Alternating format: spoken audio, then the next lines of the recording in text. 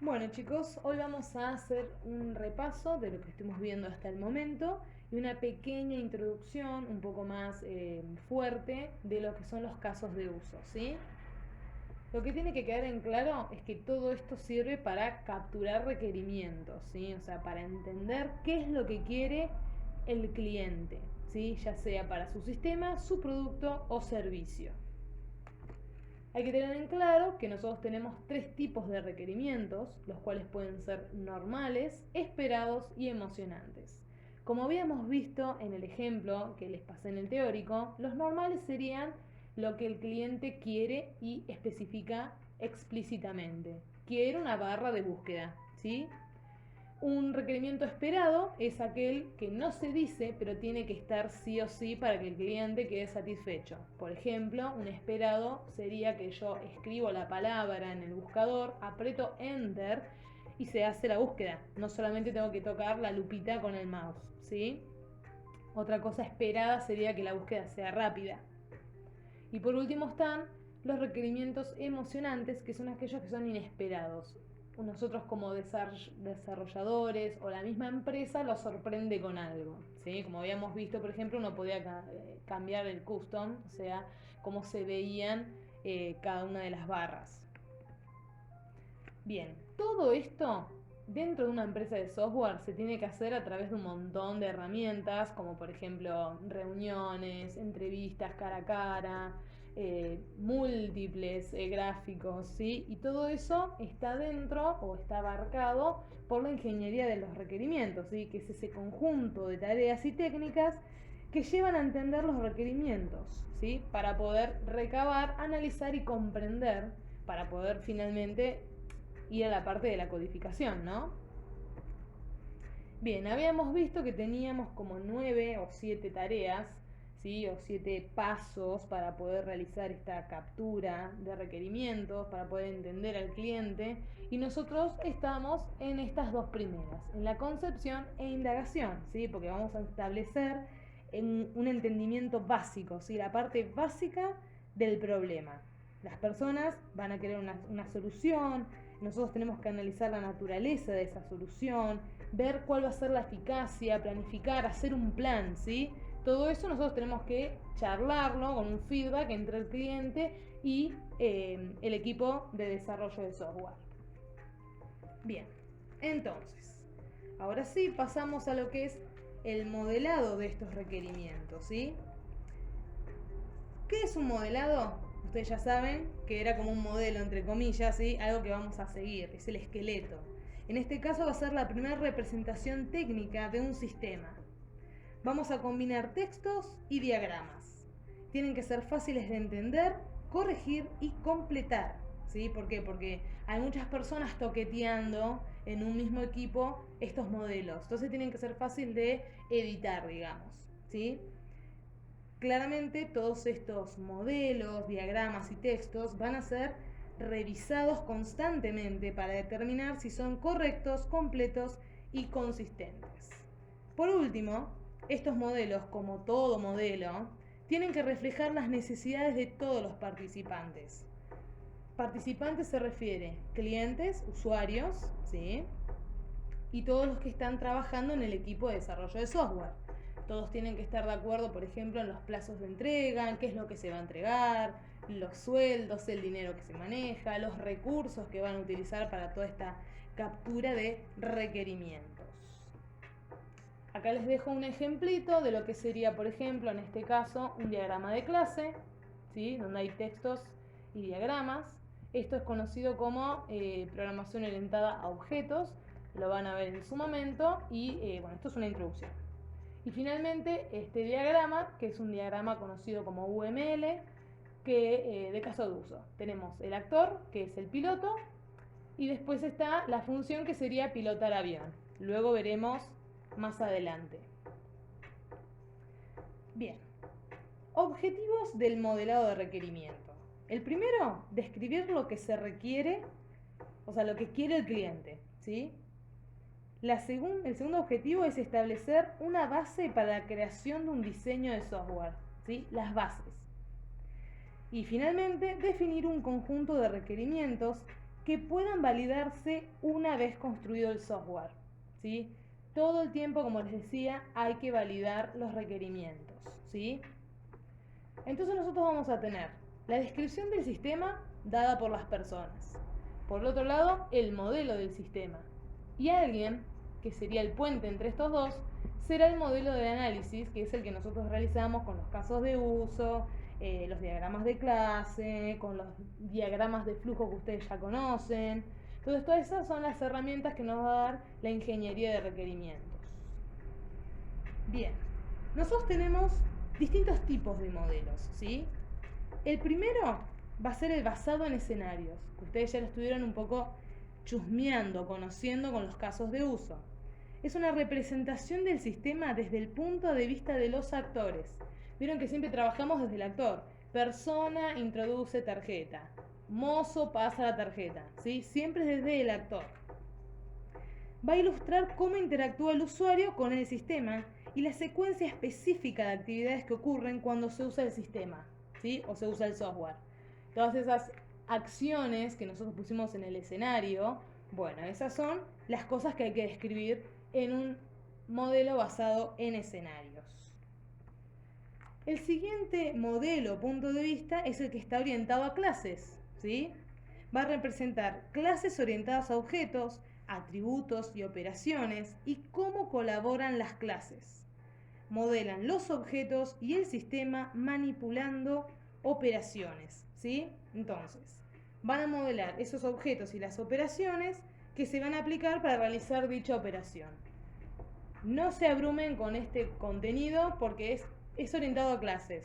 Todavía ustedes no han visto esto, lo van a ver más adelante, simplemente sepan que este es otro punto de vista. Tenemos el modelado de comportamiento, que ilustra el modo en el que se comparte el sistema como consecuencia de eventos externos, ¿sí? O sea, simplemente va a tratar estados, eventos. Ven que acá tenemos un estado inactivo, que está en espera. Eso, ya les digo, introducción. Simplemente es cómo se comparten los elementos en el software, ¿sí? A través de eventos externos y cómo estos cambian el estado del sistema o las clases que están adentro, ¿sí? Tranqui, no se abrumen. Simplemente es como para que conozcan estos tipos de puntos de vista para modelar los requerimientos. Y finalmente tenemos el modelado orientado al flujo, ¿sí? Representan elementos funcionales del sistema y cómo transforman los datos a medida que se avanza por el sistema. Estos son los famosos diagramas de flujo que estuvimos trabajando el año pasado en laboratorio de programación. Perfecto. Bien. Vamos a trabajar ahora sí en el modelo basado en escenarios, ¿sí? ¿Se acuerdan que son los casos de uso? Esto lo que nos van a permitir es comprender cómo los usuarios finales y otros actores desean interactuar con el sistema, ¿sí? Se modelan los requerimientos con UML, ¿sí? A través de, entre otras herramientas, los casos de uso, los diagramas de actividades y diagramas de tipo carril de natación, que los vamos a ir viendo uno a uno, pero en la próxima clase. Quiero que quede bien claro en este video lo que es un caso de uso y cómo se lo desarrolla.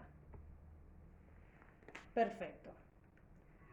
Lo primero que hay que hacer para desarrollar un caso de uso es crear uno preliminar, ¿sí? Donde nosotros vamos a escribir en forma de narración informal, ¿sí? O si es necesario con el formato estructurado, que es el que ustedes ya conocen y vieron, es escribir esas acciones, ¿sí? Una variante sería presentar el caso de uso como una secuencia adecuada de acciones. Estos tipos de formatos no consideran interacciones alternativas, ¿sí?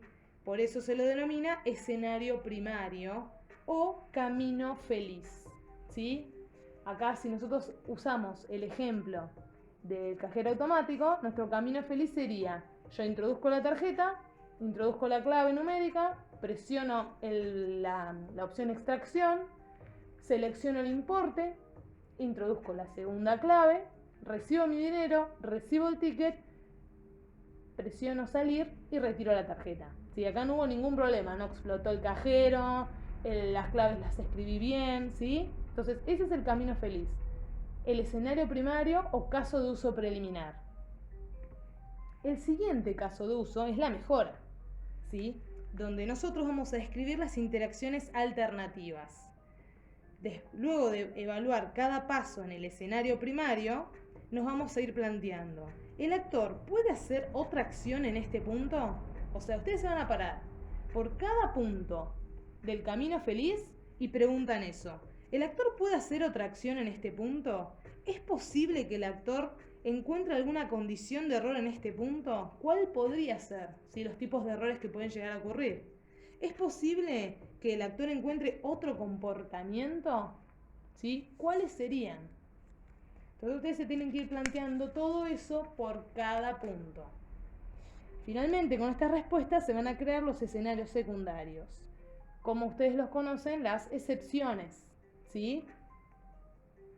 Si el escenario secundario, esto es importante, si el escenario secundario ocurre en cualquier momento para todas las interacciones, no se vuelve parte del caso de uso. Es otro caso de uso, es como que llamamos a un caso de uso. Por ejemplo, el cajero automático se reinicia, entonces se va a llamar al caso de uso de reinicio de cajero automático, ¿sí?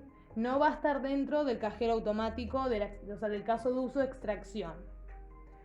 Bueno, yo acá les voy a dejar para que vean cómo se determinan las excepciones. Ven que acá no está escrito con numerito como el verdadero caso de uso. En este caso lo estamos haciendo preliminarmente, ¿sí? Como ven, tenemos dos opciones en el caso que la persona escriba mal el código, ¿sí? Otra también podría ser que la persona, cuando selecciona el monto, no es el correcto, ya sea porque no tiene plata el cajero, porque no tiene ese tipo de dinero. ¿Sí? O sea, por ejemplo, yo pongo, quiero retirar 200.000 pesos. El cajero no dispone de esa plata, pero yo sí la tengo en mi cuenta. Un ejemplo fantasioso, ¿no? Pero bueno, quiero retirar esa plata y no la tiene el cajero. Entonces, bueno, ahí tenemos una excepción.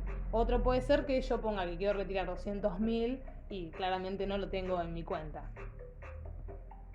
Bien, una vez que tenemos eso, pasamos a la escritura del caso de uso formal, que es el largo que estuvimos viendo. Entonces, este va a ser empleado para escribir un caso de uso que involucra una actividad crítica o conjunto complejo de etapas con muchas excepciones, ¿sí? Y ahora vamos a arrancar a describirlo un poco a este caso de uso. Nosotros vamos a tener el encabezado, que es esta primera parte. El caso de uso tiene que ponerle el nombre que sea correcto y bien definido. Así como en Pascal al program le ponemos un buen nombre, bueno, acá es lo mismo, ¿sí? El actor principal es aquella persona o sistema, ¿se acuerdan? Que va a activar al caso de uso. Si yo como persona voy a extraer dinero, es la persona el actor principal, no, por ejemplo, el asistente o el técnico en un cajero automático, ¿sí? Objetivo del contexto. Siempre arranca con un preparar el sistema para... ¿Qué es lo que tiene que hacer esto? La persona tiene que retirar dinero, entonces tiene que entregar el monto especificado. Eso es simplemente lo que es un objetivo de contexto. Precondiciones.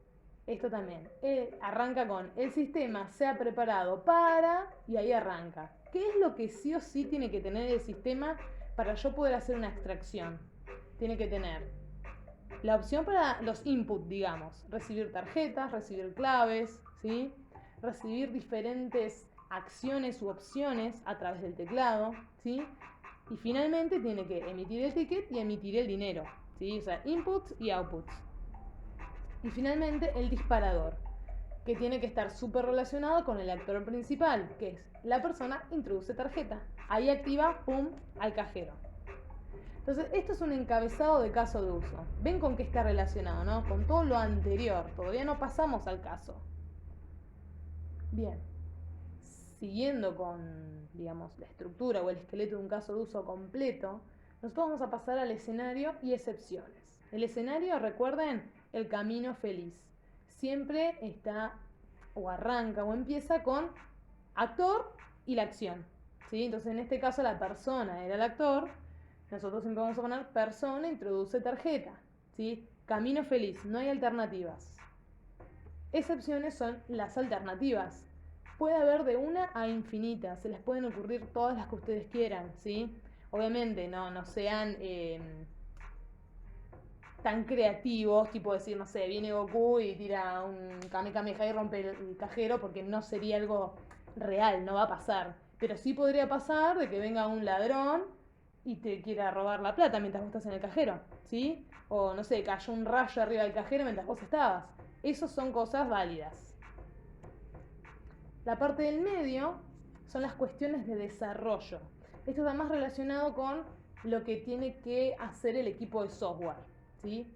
Prioridad. Hay algunos casos de uso que no van a ser prioritarios, pero otros sí. Por ejemplo, en este caso, retirar dinero es esencial, tiene que implementarse rápido. Pero, por ejemplo, últimos movimientos, sí que sería ver todo lo que vos estuviste haciendo, no es tan esencial. Sí, se usa con frecuencia, es verdad, pero no es tan esencial como retirar dinero o hacer depósitos, ¿sí?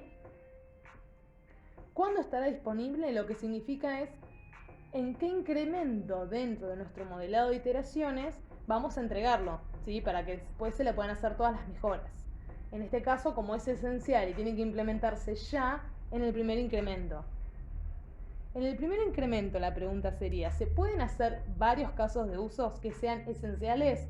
Sí, por eso tenemos un equipo de software. Y obviamente, para un cajero automático vamos a disponer de mucho personal. Frecuencia de uso está relacionado con cuántas veces se accede a este tipo de operación. En este caso, una extracción muchas veces al día. Canal para el actor es cómo el actor principal, que es nuestra persona, interactúa con el cajero. Entonces tenemos a través de la interfaz de este cajero automático, pantalla, teclado, de acuerdo a cómo sea el cajero. Actores secundarios. Recordemos, el actor primario interactúa directamente con el sistema.